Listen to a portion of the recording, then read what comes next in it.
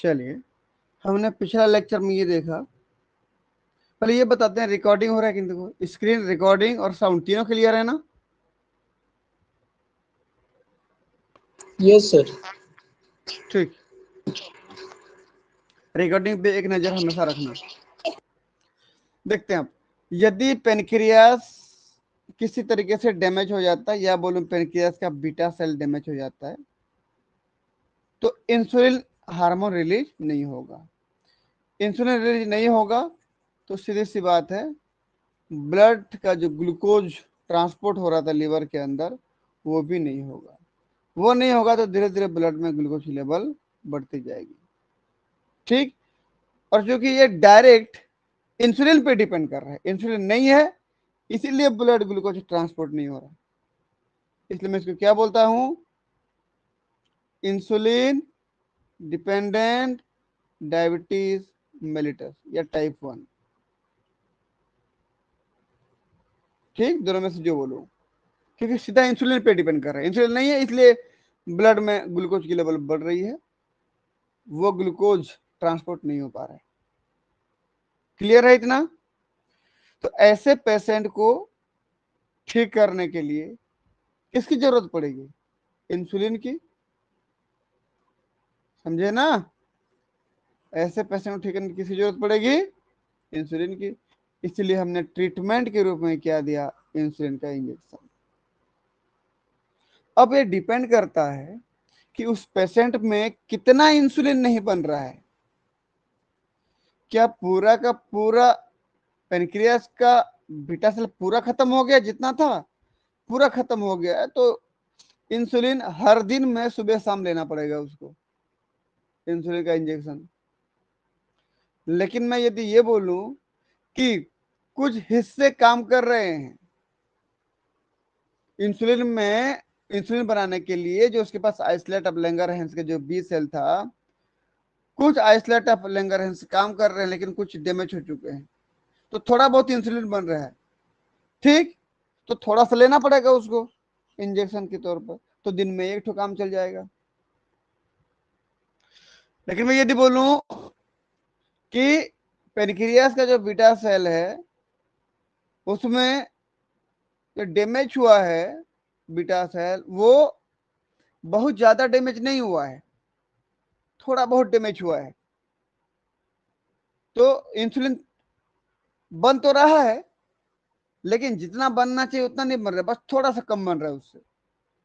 तो उसके लिए फिर आपको कंटिन्यूस हर दिन इंसुलिन लेने की जरूरत नहीं है, वो एक दो दिन के अंतराल में लेने की जरूरत है। कहने का मतलब ये हुआ, इंजेक्शन कब लेना है ये किसके ऊपर डिपेंड करेगा कि पेनक्रियास का बीटा सेल कितना इंसुलिन बना पा रहा है। ज्यादा बना पा रहा है तो बहुत दिन गैप में ले सकते हैं, और बिल्कुल ही नहीं बना पा रहा है तो हर दिन में सुबह शाम लेना पड़ेगा। थोड़ा बहुत बन रहा है तो जो ड्यूरेशन है इंसुलिन इंजेक्शन लेने का, वो समय इधर उधर हो सकता है। समझे कि नहीं? Yes sir. ठीक, तो ये पहला वाला मामला डायरेक्ट किस पे डिपेंड कर रहा था बोलने पर? इंसुलिन पे। इसलिए मैं इसको क्या बोल रहा हूं, इंसुलिन डिपेंडेंट डायबिटीज मेलिटस। चलिए भाई, जरा कमेंट पढ़ लेते हैं इसका।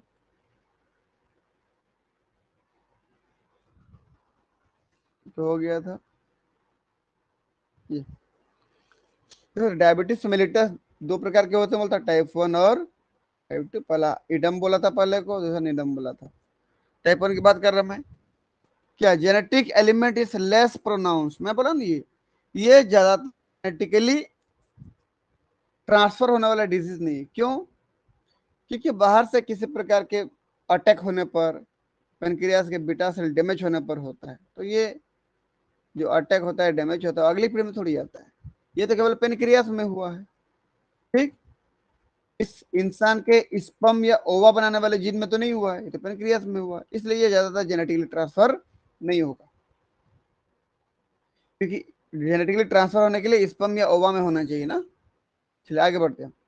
Due to insulin deficiency, insulin कमी की वजह से, कॉज्ड बाई, क्यों हो रहा है भाई? Autoimmune destruction. Autoimmune destruction of B cell या फिर इंजरी ऑफ बी सेल।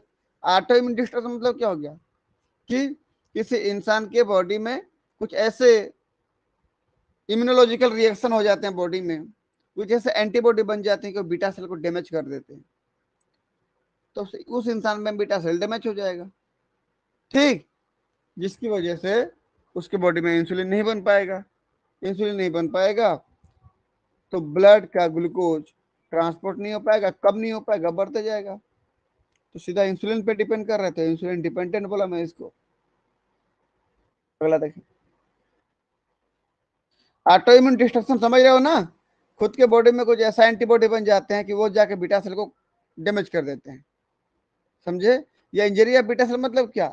किसी वजह से कोई ऑपरेशन हो रहा था, समझ लीजिए स्टमक के आसपास, पेनक्रियास के आसपास, और वो कट फिट गया, ठीक। अगला, age occurs very early in life, क्योंकि जीवन के बहुत ही शुरुआती स्टेज में हो जाती है, बचपन में। दस कार्ड एस जुवेनाइल डायबिटीज, इसलिए हमने इसको क्या बोला? Juvenile diabetes. जुवेनाइल मतलब होता है बचपन, ठीक। Concentration of insulin in blood is low but glucose is high, क्योंकि इंसुलिन नहीं बन रहा है ना, इसलिए इंसुलिन कम रहेगा, और चूंकि ब्लड ग्लूकोज ट्रांसपोर्ट नहीं हो पा रहा है इसलिए ज्यादा हो जाएगा। क्यों ज्यादा होगा भाई? क्योंकि इधर भोजन तो लगातार करते जा रहे हो ना, वो आहार नाल से लगातार एब्जॉर्ब होते जा रहे हैं, आहार नाल से एब्जॉर्ब होते जा रहे हैं, देखो ऐसे ग्लूकोज आते जा रहे हैं, आते जा रहे हैं, लेकिन वो ब्लड से ट्रांसपोर्ट नहीं हो पा रहा है, तो ब्लड में ग्लूकोज की लेवल धीरे धीरे। क्लियर है इतना? हाँ या ना बोले जल्दी। Yes sir. अगला बात करें हम लोग टाइप 2 की। टाइप 2 में क्या होता है, ध्यान से देखिए मैं जो बोल रहा हूँ कि इंसुलिन जब भी काम करता था कैसे काम करता बोला था, इसलिए मैं आते ही ना क्या बता दिया था आपको, इंसुलिन का सिग्नलिंग। अभी पहली स्थिति में इंसुलिन था ही नहीं, देखो बाकी सब सही था। अब की स्थिति में बोल रहा हूँ इंसुलिन का रिसेप्टर सही नहीं होगा। सेकंड केस में इंसुलिन सही मात्रा में आएगा जितना आना चाहिए, इंसुलिन सही सही आएगा, उसका क्या नहीं होगा? रिसेप्टर सही नहीं होगा। तो क्या इंसुलिन आरटी के पास में चला पाएगा? नहीं चला पाएगा। जब नहीं चला पाएगा तो क्या वो इतना सारा काम कर पाएगा? नहीं कर पाएगा। अगर ये सब काम नहीं किया तो क्या ग्लूकोज की कॉन्सेंट्रेशन बाहर की तुलना में कम होगी? नहीं होगी। नहीं। नहीं होगी तो क्या बाहर का ग्लूकोज अंदर आएगा? नहीं आएगा। नहीं है। कुल मिला के ये कि अब कौन खत्म हो जा रहा है बताएं? पहले के केस में इंसुलिन कम था ब्लड में, अब क्या इंसुलिन कम हो रहा है क्या अभी के ग्लूकोज। केस में? अभी के केस इंसुलिन तो बढ़ता ही जाएगा। इंसुलिन का रेसेप्टर काम नहीं कर रहा है अभी, याद रखना इसको, है ना। चलिए ये देखिए, जैसे मैं बोला कि ब्लड में ग्लूकोज लेवल, जैसे मान लीजिए ये ब्लड वेसल था, ब्लड वेसल में ग्लूकोज लेवल क्या होते गया? बढ़ते गया।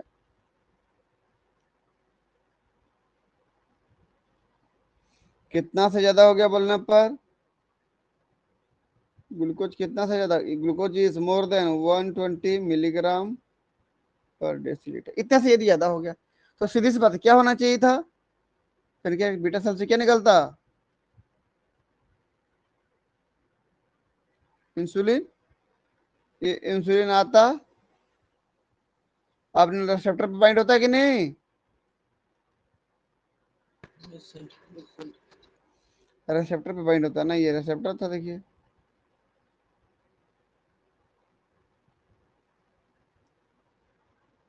हमेशा रिसेप्टर पे ही तो काम कर रहे हैं ना वो, जाके बाइंड होके। ये इंसुलिन था देखिए, ये इंसुलिन। इंसुलिन तो आ गया, रिसेप्टर होना चाहिए था लेकिन रिसेप्टर क्या है यहाँ पर? नहीं है। रिसेप्टर डैमेज हो गया, सही से रिसेप्टर नहीं बन रहा है। क्यों नहीं बन रहा है सही रिसेप्टर? क्योंकि उस रिसेप्टर में म्यूटेशन हो गया है। इसका मतलब ये क्या हुआ होगा, उसके पूर्वजों से आया होगा, पीढ़ी दर पीढ़ी ट्रांसफर हो रहा होगा, क्योंकि डीएनए में म्यूटेशन हुआ है ना, उस डीएनए में बोलूं या जीन में बोलूं, म्यूटेशन हुआ है जो कि इंसुलिन के लिए रिसेप्टर बनाता था। तो यदि माता या पिता में नहीं बन रहा था वो, तो उनके बच्चों में नहीं जाएगा, डैमेज वाला ही जीन जाएगा, तो उनके बच्चों में भी तो डैमेज वाला ही बनेगा। लेकिन ये स्थिति जो रिसेप्टर का न बनना या रिसेप्टर का डैमेज बनना, ये एक निश्चित एज के बाद दिखाई देता है। निश्चित एज मतलब लगभग 40 साल के बाद दिखाई देता है। ये बचपन से नहीं दिखता, बचपन में सब कुछ नॉर्मल बनता है। जैसे 40 साल हुआ लगभग, उसके बाद धीरे धीरे रिसेप्टर मॉडिफाइड होते जाता है, रिसेप्टर नॉर्मल नहीं बनता, रिसेप्टर डैमेज होते जाता है। तो बताइए 40 साल के बाद क्या स्थिति होगी, बता दें?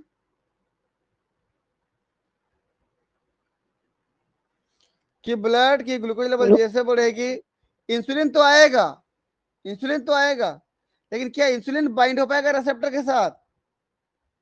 No sir. क्योंकि 40 साल के बाद ये रिसेप्टर डैमेज वाला बनेगा, मॉडिफाइड रिसेप्टर रहेगा, वो नॉर्मल नहीं रहेगा। तो इंसुलिन की मात्रा तो बढ़ती जाएगी, इंसुलिन तो लगातार निकलता जाएगा ना। और यही सोच के कि मैं इन बढ़े हुए ग्लूकोज को ट्रांसपोर्ट करूंगा, इंसुलिन जब जा रहा है तो उसके लिए जो रिसेप्टर था वो है ही नहीं। तो बताइए क्या ब्लड का ग्लूकोज ट्रांसपोर्ट हो पाएगा? No sir. ये जो ट्रांसपोर्ट होता था वो ग्लूकोज ट्रांसपोर्ट नहीं हो पाएगा, ये ग्लूकोज ट्रांसपोर्ट नहीं हो पाएगा। देखो तो ब्लड में किसकी मात्रा बढ़ती जाएगी, ग्लूकोज की मात्रा बढ़ेगी कि नहीं, धीरे धीरे बढ़ती जाएगी। क्योंकि बढ़ा हुआ ग्लूकोज को आप ट्रांसपोर्ट नहीं कर पा रहे हो लीवर के अंदर या मसल्स के अंदर या एडिपोज सेल के अंदर, ठीक। जिससे क्यों बोल रही है बोलने पर, क्योंकि इधर से खाना खा रहे हो, एलिमेंट्री कैनाल से ग्लूकोज होकर ब्लड में आ रहा है, और यहाँ से जमा होना चाहिए था, यूज होना चाहिए था वो तो वहां पे, ठीक। बाकी जगह तो बाकी सेल्स में जहां जहां इंसुलिन इंडिपेंडेंट काम होता है, जहां पर इंसुलिन पे डिपेंडेंस नहीं होती है, वहां तो चला जाएगा। जहां पर इंसुलिन डिपेंडेंट काम होता था, ये बताइए ना, ग्लूकोज ट्रांसपोर्ट नहीं हो पाएगा, है ना। और इंसुलिन कहाँ कहाँ काम करता था करने के लिए, लीवर में, मसल में। मैं बोला ग्लूकोज ट्रांसपोर्ट करने के लिए इंसुलिन डिपेंडेंट काम हो रहा है, मैं GLUT2 के लिए नहीं बोल रहा हूं, रिपीट कर रहा हूं। देखिए इंसुलिन आता था तो ये सब काम होता था, जिससे ग्लूकोज लेवल कम होती थी तो ग्लूकोज इधर से इधर होता। मैं GLUT2 बनाता नहीं बोल रहा हूं ना, ये काम इंसुलिन डिपेंडेंट है, लेकिन GLUT2 इंसुलिन डिपेंडेंट नहीं है, याद रखना है ना। तो कहाँ यस। कहाँ कहाँ कहाँ इंसुलिन काम करता है, बता दे जल्दी। ये देखो कहाँ कहाँ, लीवर में, एडिपोज सेल में, मसल सेल में। तो यहां पर इंसुलिन जमा नहीं हो पाएगा, ठीक। मैं आपको बता चुका हूं भाई, बोला था ना, GLUT2 काम करता है, GLUT4 काम करता है, GLUT4 काम करता है। लेकिन GLUT4 कैसा है, इंसुलिन डिपेंडेंट है,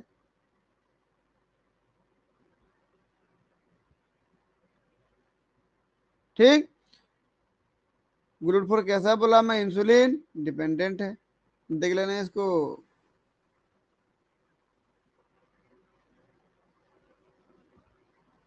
लेकिन GLUT2 क्या है, बोलो जल्दी। Insulin non dependent. independent, insulin independent. मैं बोला ग्लूटू इंसुलिन इंडिपेंडेंट है, लेकिन ये काम जो हो रहा है ग्लूकोज का अंदर आना लीवर के अंदर, ये तो इंसुलिन डिपेंडेंट है ना।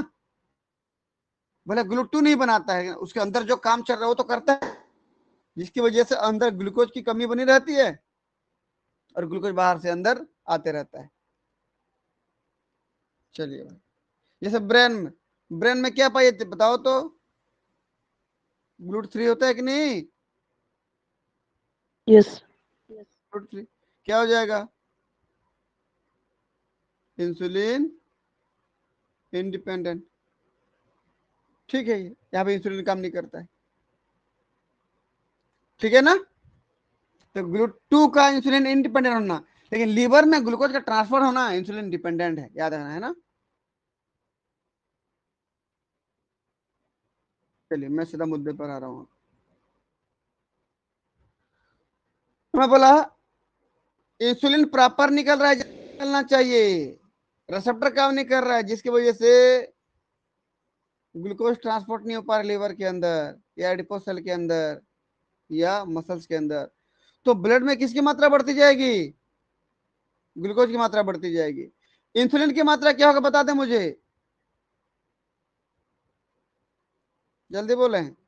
कम, इंसुलिन की क्या, बताओ इंसुलिन क्या होगा?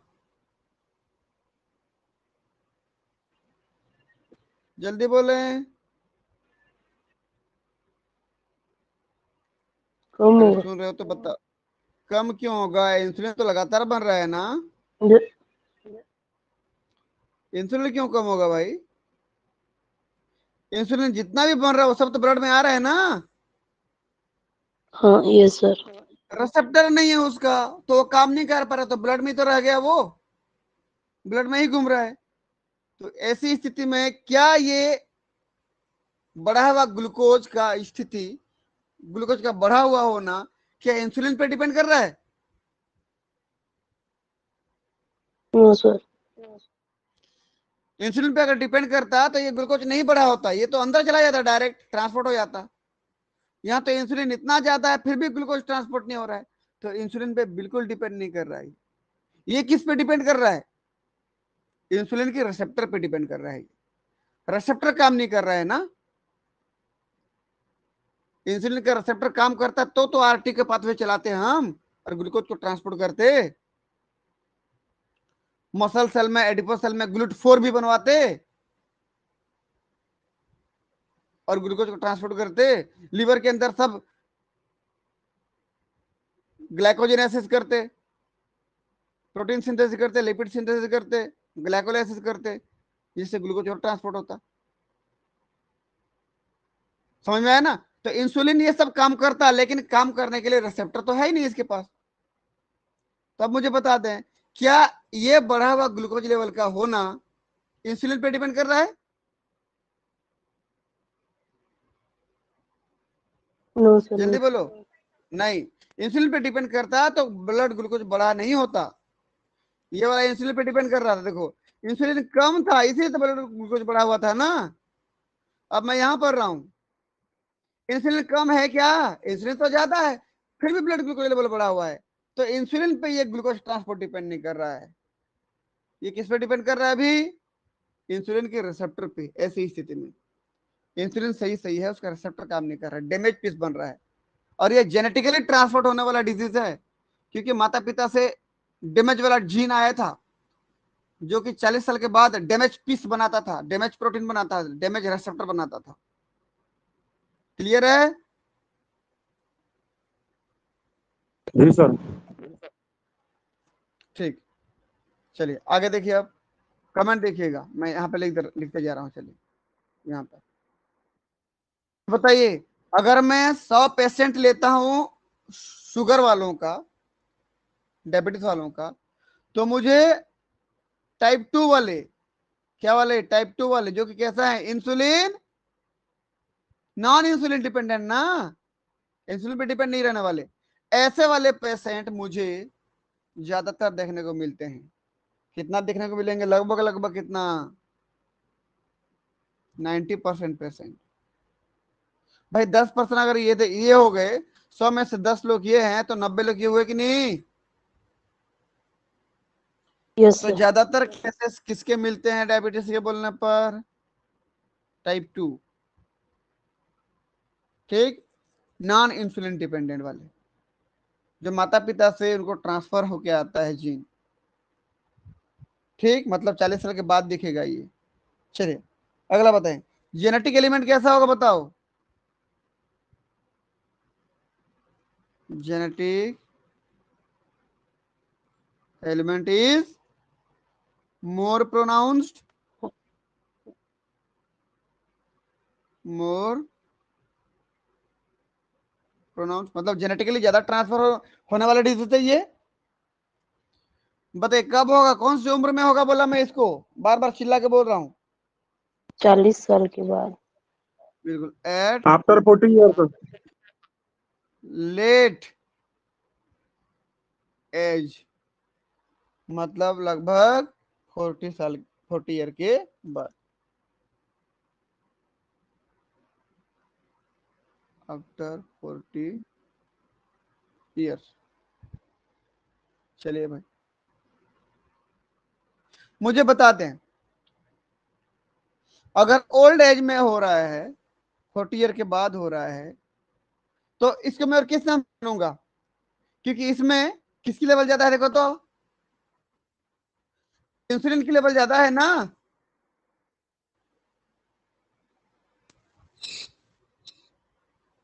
यस भाई सर। ये कॉमन डायबिटीज हुआ ना, 90% लोगों को तो कॉमन हुआ कि नहीं? Yes sir. कॉमन डायबिटीज हुआ। ब्लड में स्थिति की बात कर लेते हैं हम लोग। थोड़ा सा रुक,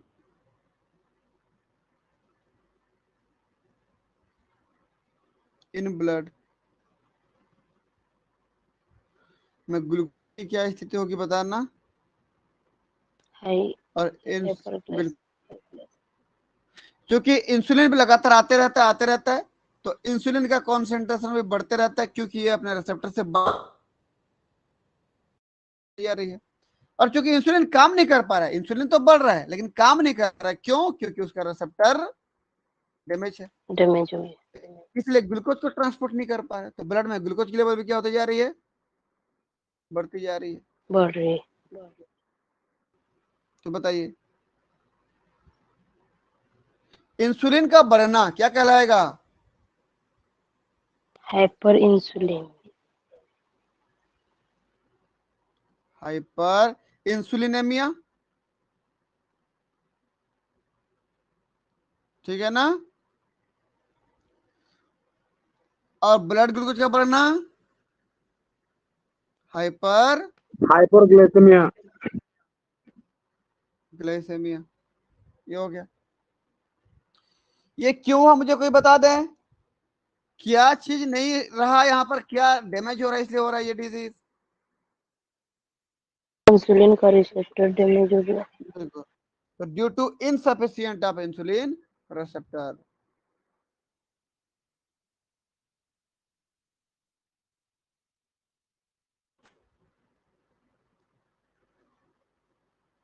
ड्यू टू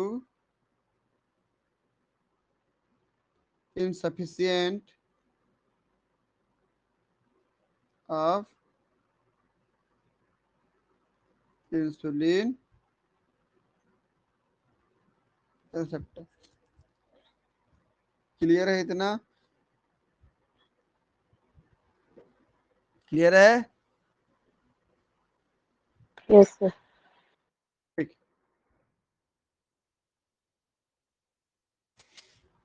ये स्थिति आ गया था, ठीक है। ये पहला वाला का था, सेकंड वाला ये था। तो मुझे बताइए क्या ये पेशेंट इंसुलिन का इंजेक्शन लेंगे? नहीं लेंगे। ऑलरेडी उनके ब्लड में इंसुलिन की मात्रा बढ़ा पड़ा है, तो इसका क्योर कैसे होगा फिर?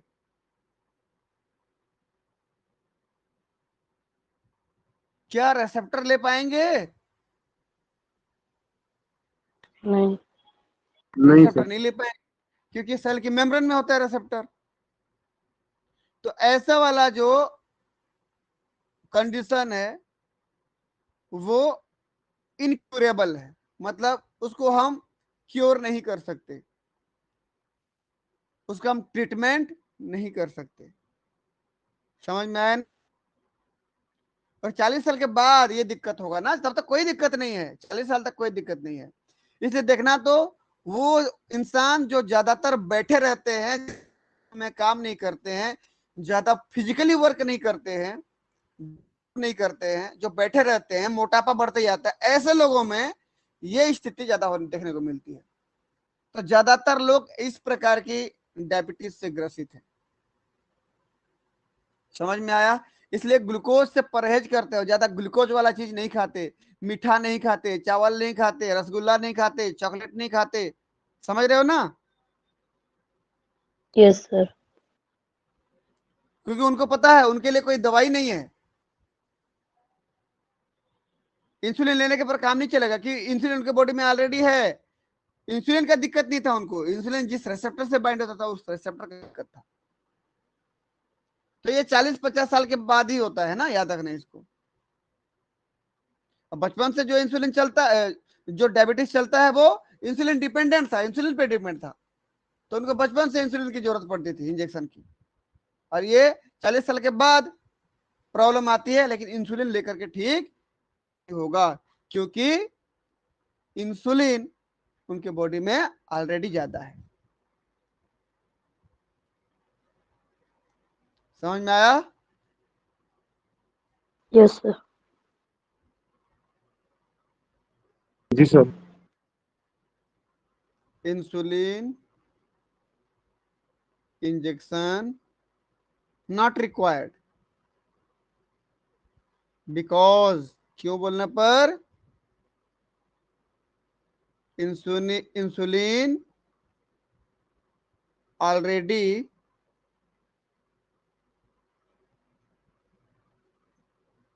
more concentration in blood, blood में ऑलरेडी बहुत ज्यादा मात्रा में है। ठीक,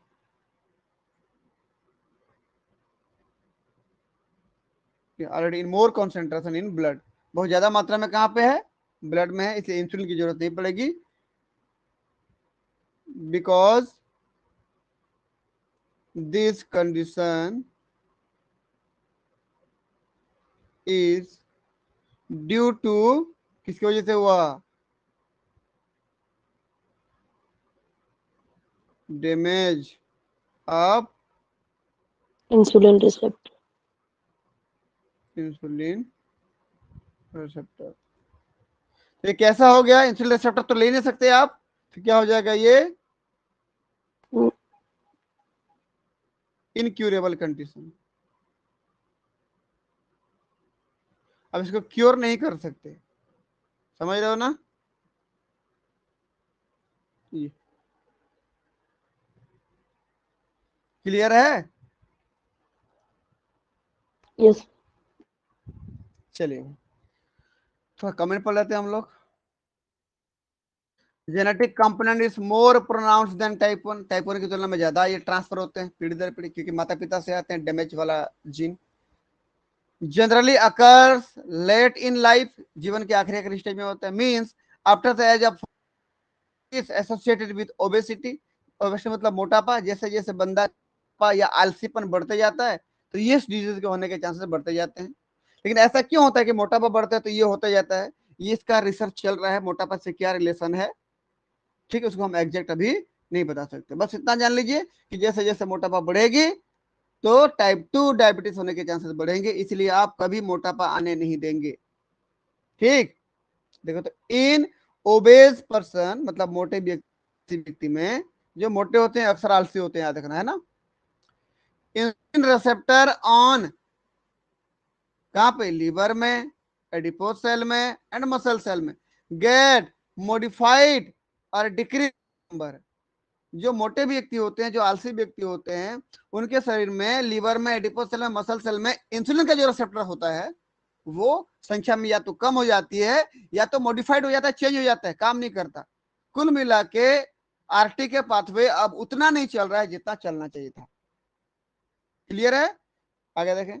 due to insufficiency of receptor, क्योंकि रिसेप्टर अब body cell can not uptake glucose, अब बॉडी का सेल ग्लूकोज ले नहीं पाएगा, लीवर नहीं ले पाएगा, एडिपोज सेल नहीं ले पाएगा, मसल नहीं ले पाएगा। अगला, in blood concentration of insulin is high, insulin जा तो रहा है, इंसुलिन ब्लड में जा तो रहा है लेकिन यूज नहीं हो पा रहा है, तो इंसुलिन का लेवल बढ़ता जा रहा है। Because not used by there receptor, क्योंकि रिसेप्टर तो काम ही नहीं कर रहे हैं ना, तो यूज नहीं हो पा रहा है इंसुलिन का। And glucose is also high in blood, और ग्लूकोज भी तो ट्रांसपोर्ट नहीं हो पा रहा, तो ग्लूकोज लेवल भी ज्यादा, इसलिए इसको क्या बोलते हैं? So called hyperinsulinaemia. इस इसको किस नाम से जानते हो? हाइपर इंसुलिनेमिया के नाम से जानते हैं। समझ में आया? Yes. हाँ या ना?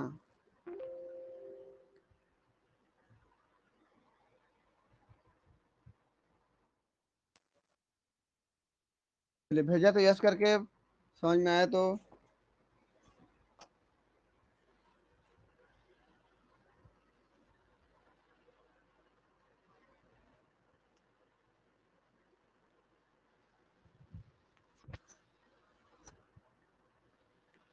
ठीक है, बहुत अच्छी बात है, समझ में आया सबको।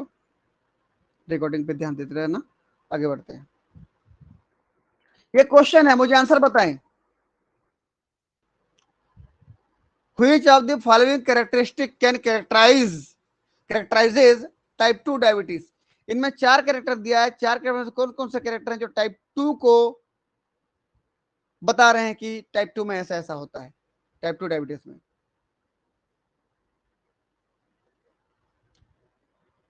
बता दे भाई।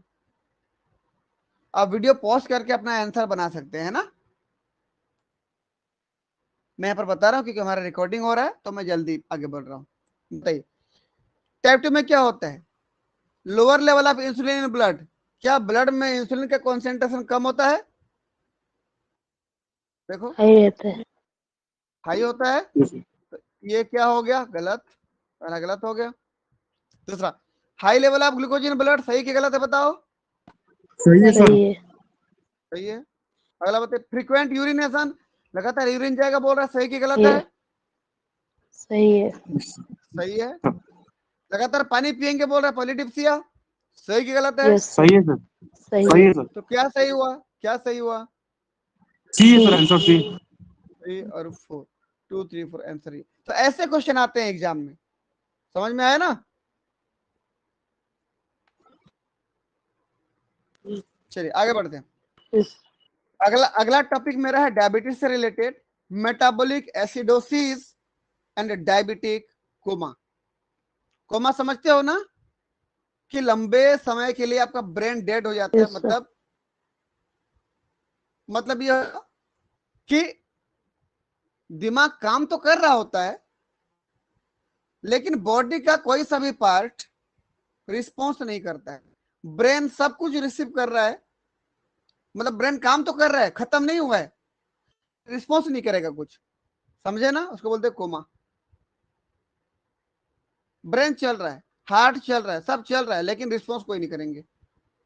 एक प्रकार के जिंदा लाश बोलते हो ना, जिंदा तो है लेकिन लाश के जैसा है, समझे कि नहीं? कोमा। जी यस सर। अब देखिए ध्यान से,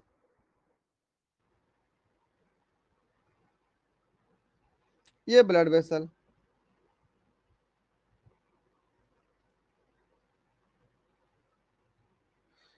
ब्लड में पीएच लगभग कितना होता है? नॉर्मल जो पीएच होता है ब्लड का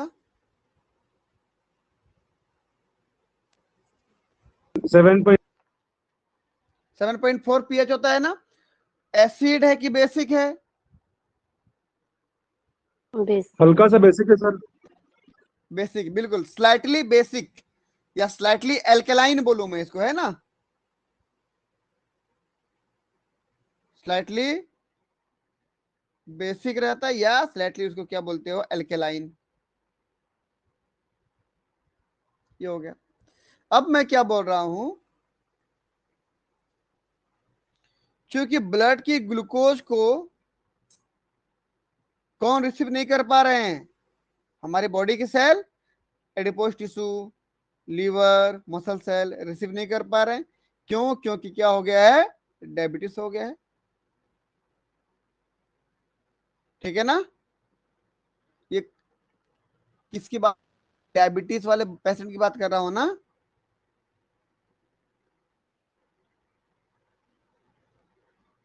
इन डायबिटिक पर्सन, किसी डायबिटीज हुए व्यक्ति की कोशिकाओं की बात कर रहे हो, लिवर के सेल की बात कर रहे हो, या एडिपोज सेल की बात कर रहे हो, या मसल सेल की बात कर रहे हो, तो इस ग्लूकोज को तो ये अपटेक नहीं कर पा रहे।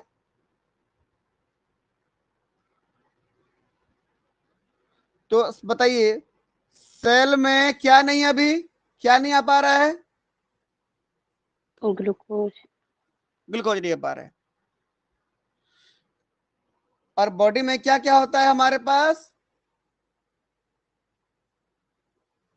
कार्बोहाइड्रेट। हमारे बॉडी में जो एनर्जी सोर्स है ना, वो क्या क्या होने चाहिए थे, कार्बोहाइड्रेट, प्रोटीन और फैट या लिपिड। फैट बोलो या लिपिड, ये वही है, फैट या लिपिड, दिख रहा है ना। Yes sir. ये तो हमारा कोई भी बॉडी सेल देता है ब्रेकडाउन करने का, ऑक्सीडेशन करने का, तोड़ने का, वो किसको देता है, कार्बोहाइड्रेट को, कि भैया तुम टूटो और एनर्जी बनाओ, मुझे जरूरत है। लेकिन मुझे क्या बताया, अभी तो ग्लूकोज है ही नहीं, कार्बोहाइड्रेट है ही नहीं ना इस सेल में, तो सेकेंड प्रायोरिटी किसको देगा, ब्रेकडाउन करके एनर्जी निकालने के, बताओ जल्दी। पहला प्रोटीन कार्बोहाइड्रेट को को सर। था, पहला प्रायोरिटी कार्बोहाइड्रेट था, वो है ही नहीं अभी, प्रोटीन बताओ को देगा सर। जल्दी। बिल्कुल भी नहीं, प्रोटीन को कभी भी प्रायोरिटी नहीं मिलता है। क्यों? क्योंकि ये का ना, प्रोटीन किसका बना होता है बता दो, कई सारे अमीनो एसिड का। अमीनो एसिड का अगर सर। अगर ये ब्रेक्स होगा, टूटेगा ना, तो इससे क्या बनेंगे, अमीनो एसिड। और अमीनो एसिड का स्ट्रक्चर कैसे होता है देख लो, CH हो गया, एक तरफ कार्बोक्सिलिक ग्रुप, एक तरफ अमीन ग्रुप, इधर साइड चेन। ठीक है, अमीनो एसिड है। और जब अमीनो एसिड टूटेगा ना, अमीनो एसिड जब ब्रेकडाउन होगा, तो ये अमोनिया अलग होगा, दिख रहा है ना। जब इसका ब्रेकडाउन होगा, तो यहां से क्या अलग होगा, अमोनिया। Ammonia sir. और अमोनिया हमारे शरीर के लिए अच्छा है क्या, हानिकारक है सर। नहीं है, बिल्कुल टॉक्सिक है ये, हमारे बॉडी के लिए अच्छा नहीं है ना। इसलिए तो हम जितना भी यूरिया बनता है बॉडी से बाहर निकालते हैं, बॉडी में रखते हैं। ठीक, तो यदि जी प्रोटीन सर। को मिल गया ना, तो प्रोटीन यदि टूटेगा तो अमीनो एसिड बनेगा, अमीनो एसिड जो कि हमारे लिए वेरी टॉक्सिक है। हमारा बॉडी बहुत ही जल्दी विषाक्त हो जाएगा। ठीक, हमारे बॉडी में टॉक्सिसिटी बढ़ जाएगी, हमारा बॉडी काम करना बंद कर देगा। इसीलिए हम सेकंड प्रायोरिटी किसको नहीं देते हैं, प्रोटीन को नहीं देते सर। बिल्कुल लास्ट में रखते हैं, क्योंकि हम जान रहे हैं अगर प्रोटीन टूटने लगा ना, हमारे शरीर में जहर बढ़ते जाएगा, विष जिसको बोलते हो बढ़ते जाएगा। इसलिए हम प्रोटीन को प्रायोरिटी नहीं देते, याद रखना। ठीक, मतलब सेकंड प्रायोरिटी नहीं देते, आखिरी में, हाँ मजबूरी में करेंगे लास्ट में। तो सेकंड प्रायोरिटी किसको, फैट या लिपिड को ठीक, देंगे। फैट या लिपिड को देंगे। अब फैट या लिपिड क्या होगा, ब्रेकडाउन होगा। ठीक, अब फैट या लिपिड ब्रेकडाउन होगा, तो देख लीजिए क्या होगा,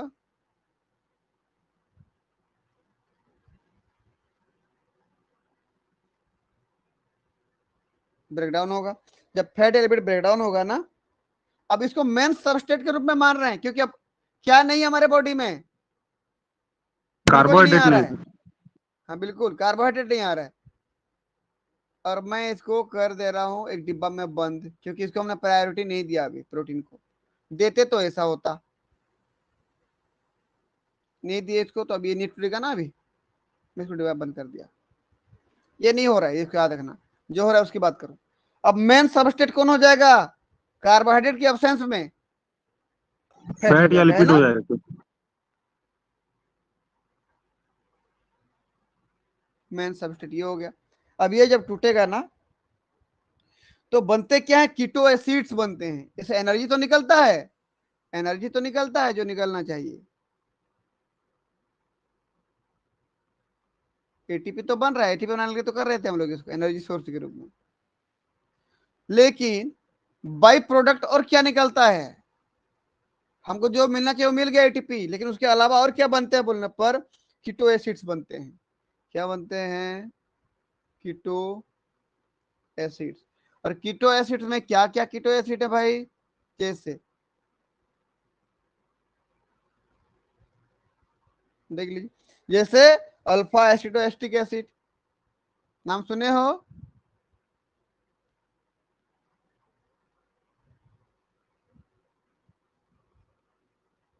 नाम सुने हो कि नहीं?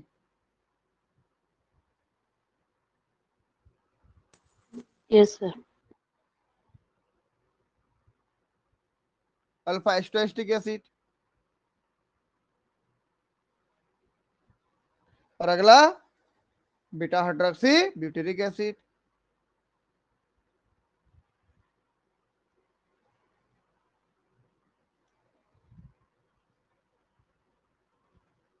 Butyric acid. एक चीज याद रखना, ये बनते हैं और एक्यूमुलेट होते जाते हैं, जमा होते जाते हैं। देखते रहना, ये बनते जाते हैं और जमा होते जाएंगे। कहाँ पे? ब्लड में। यहाँ से बन बन के ब्लड में निकलेंगे।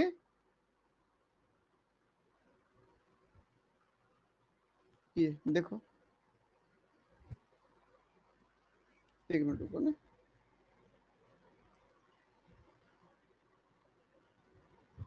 बताइए भाई,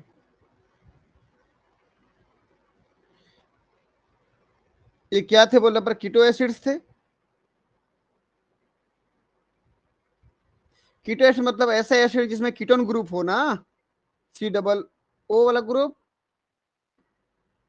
कार्बन में ऐसा ऐसा, समझ रहे हो ना? कीटोन ग्रुप हो वैसा वाला एसिड कीटो एसिड। तो किस Yes, sir. कीटो एसिड की मात्रा कहाँ बढ़ती जाएगी बताओ तो मुझे। Blood vessel. Blood vessel. Blood में। क्या होते जाएंगे बोलने पर? एक्यूमुलेट, जमा होते जाएंगे। तो बताए एसिड बढ़ते जा रहे हैं ना, और ब्लड का पीएच क्या था? बेस था सर, स्लाइटली बेस था। बेसिक था, बेस था। अब धीरे धीरे ब्लड क्या होते जाएगा बताओ? ब्लड का पीएच क्या होते जाएगा? कम होते जाएगा सर। ब्लड पीएच डिक्रीज होते जाएगा। ब्लड पीएच डिक्रीज होते, कम होते जाएगा ना। एसिड आता है तो पीएच को कम कर देता है ना, मतलब ब्लड का पीएच धीरे धीरे क्या होते जाएगा? एसिड नेचर ना। ब्लड का पीएच क्या होते जाएगा?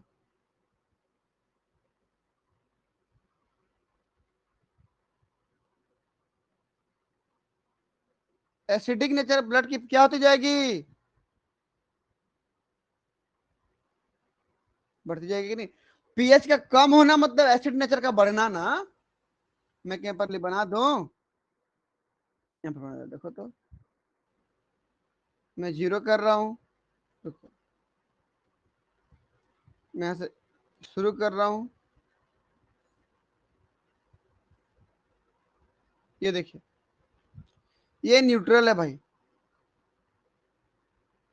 अगर मैं इधर बढ़ते जा रहा हूं तो इधर बेसिक बढ़ते जा रहा है, बेसिक पीएच।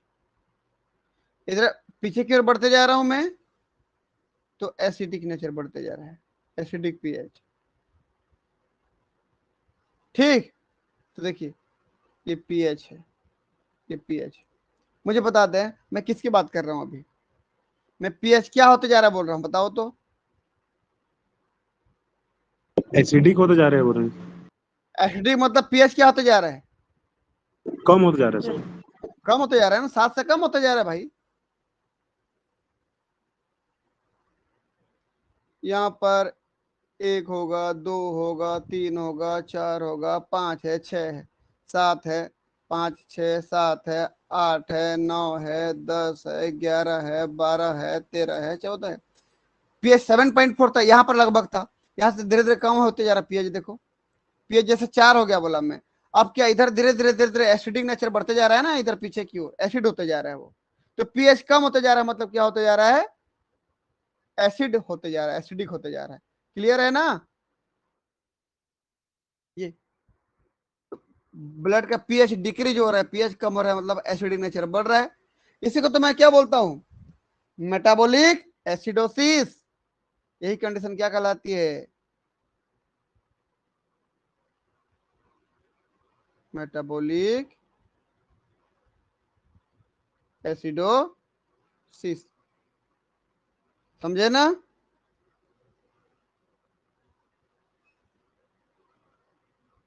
ये। और मेटाबॉलिक एसिडोसिस मतलब पीएच इतना कम हो जाता है, नॉर्मल होना होना कितना चाहिए था बता दो मुझे, 7.4 होना चाहिए था, 7.4 सर। और कम होते थे मान लीजिए 3 4 पे आ गया, इतना पे आ गया ना, तो हमारा बॉडी का जितना एंजाइम्स है वो सब काम करना बंद कर देंगे अब। ठीक, एसिड नेचर का बढ़ना एसिडोसिस हो गया, और ये सब हमारे बॉडी का फंक्शन रुक जाना कोमा हो गया। इसको मैं क्या बोलूंगा, कोमा हो गया बोलूंगा, कोमा में आ गया बोलूंगा, वो कोमा में चला गया बोलूंगा। लेकिन किसकी वजह से कोमा में जा रहा है, डायबिटीज की वजह से कोमा में जा रहा है ना। जब ब्लड में डायबिटीज हुआ है, देखो उसको, ब्लड में ग्लूकोज लेवल ज्यादा है कि नहीं,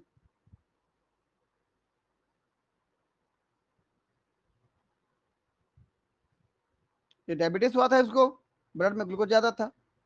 अब इसकी वजह से क्या हो जाएगा बोला मैं, इसको कोमा हो जाएगा। ब्लड का पीएच कम हो गया तो कोमा हो जाएगा। अब दोनों मिला के क्या हो गया बता दो मुझे,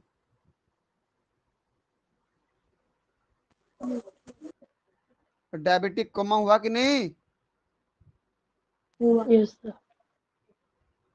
ये तो है, ये तो है डायबिटिक कोमा। क्लियर है, यही तो बताना चाहता था मैं। ब्लड ग्लूकोज लेवल ज्यादा हुआ तो डायबिटीज, ब्लड में पीएच कम हो गया मतलब एसिड नेचर बढ़ गया तो कोमा, क्योंकि एसिड नेचर बढ़ेगा तो एंजाइम्स काम करना बंद कर देंगे, तो फंक्शंस रुक जाएगी, बॉडी के बहुत सारा फंक्शन कोमा में चले जाएंगे। तो उधर डायबिटीज भी हुआ, इधर कोमा भी हुआ, तो डायबिटिक कोमा हो गया। ऐसा क्यों हुआ बोलने पर, क्योंकि डायबिटीज वाले व्यक्ति में ग्लूकोज ट्रांसपोर्ट नहीं हो पाता है कोशिकाओं में, एडिपोज सेल में, मसल सेल में, लीवर सेल में, जिसकी वजह से कार्बोहाइड्रेट अब एनर्जी सोर्स नहीं रहा, टूटेगा नहीं। उसके बाद सेकंड नंबर किसको प्रायोरिटी देंगे, प्रोटीन को तो दे नहीं सकते क्योंकि उससे अमोनिया बनता है और बहुत टॉक्सिक होता है। तो सेकंड किसको देंगे, फैटी लिपिड को। जब फैटी लिपिड टूटेगा तो एनर्जी तो बनेगी, लेकिन कीटो एसिड भी बनेंगे साथ में। कीटो एसिड मतलब क्या, कीटो एसिडिक एसिड और बीटा हाइड्रो ब्यूटेरिक एसिड। ये जब ब्लड में धीरे धीरे जमा होते जाएंगे तो ब्लड का पीएच जो 7.4 था, थोड़ा सा बेसिक था, उसको ये एसिड क्या करेंगे, पीएच को कम करते जाएंगे, कम करते जाएंगे, जिससे क्या बढ़ती जाएगी, एसिडिक नेचर बढ़ती जाएगी ब्लड की। और जब एसिडिक नेचर हो जाएगा तो एंजाइम्स काम करना बंद करने के, क्योंकि एंजाइम 7.4 पे काम करते थे, अब तो पीएच कम हो गया, 3 4 पे आ गया, अब एंजाइम काम करना बंद कर देंगे तो कोमा हो जाएगा। इसको बोलता हूं मैं मेटाबॉलिक एसिडोसिस, एसिड बढ़ गया तो इससे कोमा हो गया। उधर से डायबिटीज तो ऑलरेडी था, तो एक साथ क्या बोलूंगा मैं, डायबिटिक कोमा। कमेंट देखिए, metabolic acidosis and diabetic coma. In a diabetic person, उस व्यक्ति की बात कर रहे हो जिसको डायबिटीज हुआ है, cells are unable to take available glucose, जितने भी ग्लूकोज ब्लड में होता है उसको अपटेक नहीं कर पाता, रिसीव नहीं कर पाता है। And in such case fat become main substrate to support metabolic needs. Metabolic need मतलब ATP formation, ATP requirement. ATP हमको चाहिए, तो एटीपी के लिए मेन सबस्ट्रेट कौन हो गया? अब फैट हो गया। ठीक। Fat metabolism causes production of keto acid like alpha aceto acetic acid and beta hydroxybutyric acid, ये बनेंगे कीटो एसिड है सब। Accumulation of this acids in plasma, plasma जब जमा हो जाएंगे तब क्या करेगा? Lowers pH of blood, blood के पीएच को कम कर देगा, जिसको मैं क्या बोलूंगा? Metabolic acidosis. 7.4 से कम हो जाएगा। क्या हो जाएगा? ये लेस देन 7.4, ये पीएच 7.4 से कम हो जाएगा। कंटिन्यूअस मेटाबॉलिक एसिडोसिस, लगातार ऐसे होते गया तो लीड टू डायबिटिक कोमा, इसकी वजह से कोमा में चले जाएंगे। क्लियर है इतना? यस। Yes sir.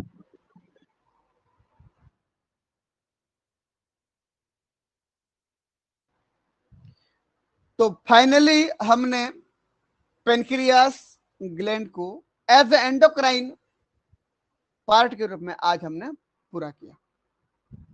ठीक है, हम नेक्स्ट लेक्चर में पढ़ेंगे हमारा अगला ग्लैंड एड्रिनल ग्लैंड। ठीक,